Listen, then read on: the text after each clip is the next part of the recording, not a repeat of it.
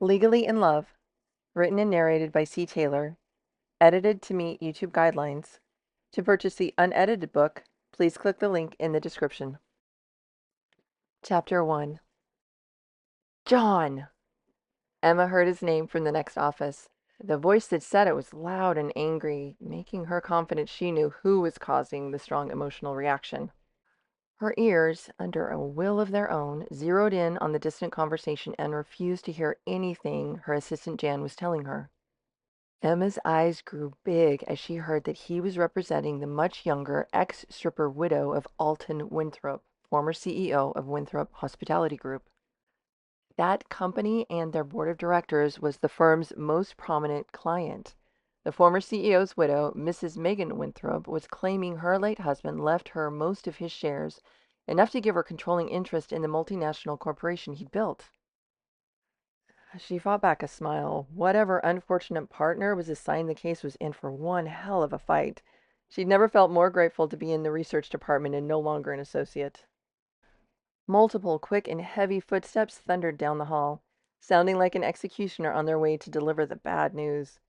Whoever it was, she did not envy them, though a smile pulled to her lips, thinking she may drop in to watch some of the sessions. The thundering footsteps stopped at her door. Her urge to smile vanished, replaced by a light-headed sensation and a distinct feeling she was turning very pale. There was no way her mother would assign this to her, not for such an important client.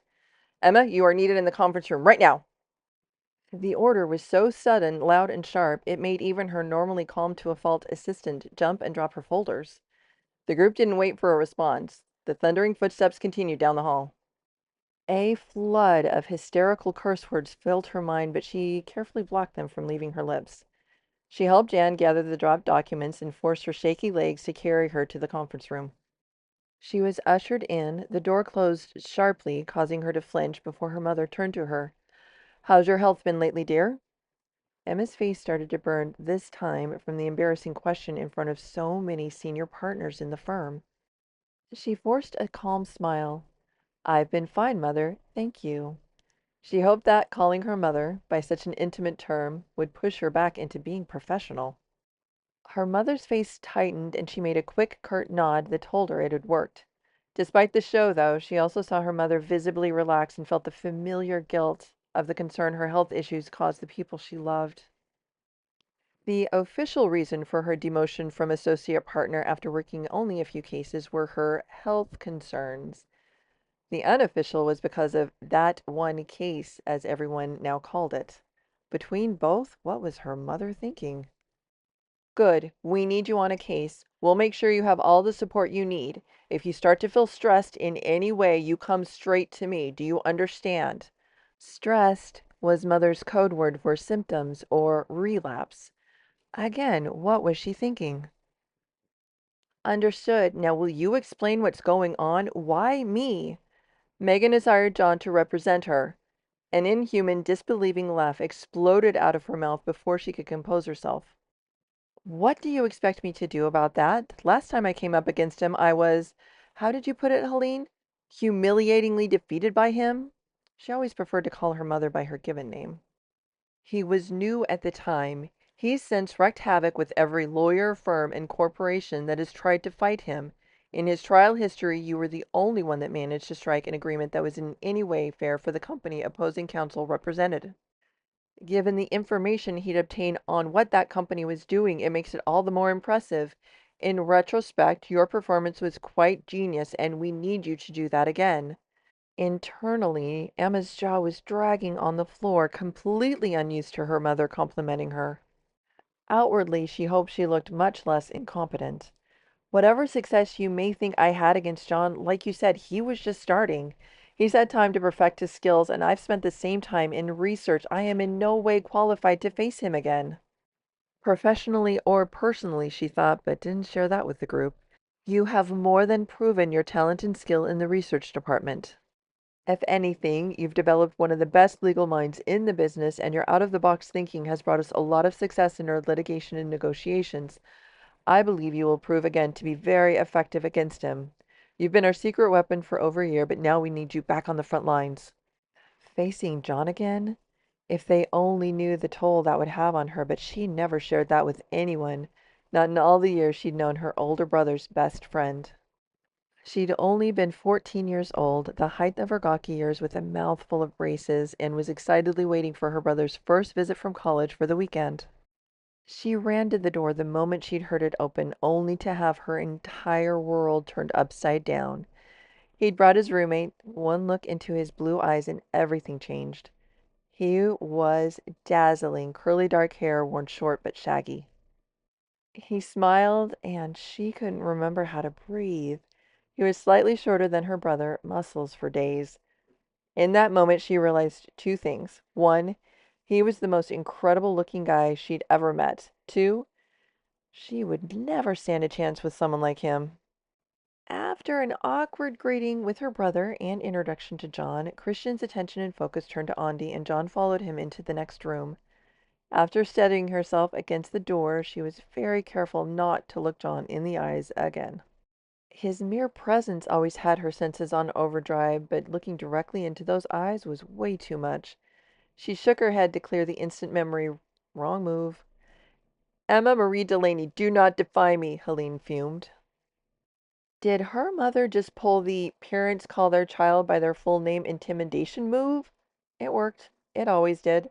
Fine, Mom, Emma countered, pulling the if you don't keep it professional, neither will I move.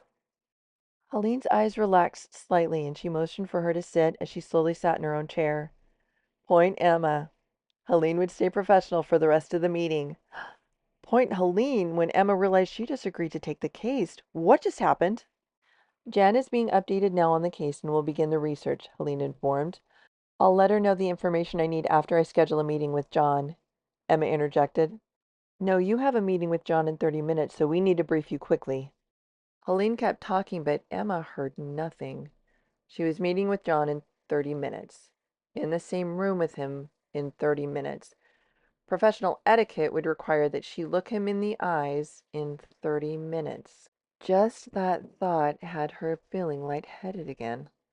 Well, that should cover it. Like I said, we're already briefing Jan, and you should leave now. He made it very clear he would not tolerate anything less than on time. That caught her attention. How early did she need to be? John's office was only a 10-minute drive. She checked her watch, then jumped out of her seat. The meeting was in less than 15 minutes. She rushed to her office. Her assistant had 3 people barking information and orders to her. Like usual, she was completely calm and taking notes at a furious pace. Hopefully everything she needed would be in those notes because Emma hadn't heard anything from the briefing. She ducked into her ensuite bathroom and quickly changed. As the head of research, she'd indulged in a far more casual dress code than others in the firm, but always kept a professional suit on hand in case she needed it. She quickly slipped out of her light pineapple-colored linen overalls and grabbed her gray pencil skirt with tailored matching jacket. Her simple white cotton top would be fine with the other 2 items. She brushed her long hair, gathered it to the back of her head, and spun it into a tight bun. She slipped her gray pumps on her feet and took one last look to make sure everything was in place. Oh, Emma groaned at her reflection. Her makeup couldn't have been simpler. A little powder, a little blush, some tinted lip balm. She didn't even have time to put on mascara. Hardly the power look her mother would expect, but no time to fix it now. She had to run. She rushed out of the bathroom to grab her briefcase, which at this point would only be for looks, and she had no idea what to even take with her. Jan was still being flooded with information. Emma was able to catch her eyes for a moment, flash a concerned look, and mouth, "Are you okay?" Jan flashed a confident smile, then winced at another sharp order before refocusing on her note-taking. She was incredible. Emma quickly headed for her car. Helene caught her at the elevator to give her a quick look over. She seemed to approve of her appearance until she got to her face. Hardly a power look, dear. Not even mascara? Called it. You should have made the meeting later. 30 minutes does not allow much preparation. John set the time and would not negotiate. Emma couldn't help the smile this time. He really was amazing. I'll have to find a way to make him pay for that, she said quickly to cover her smile. Helene smiled this time. That's my girl. Just don't be late. He promised if we were 1 second late, it would be a costly mistake. Her smile vanished. He was also terrifying.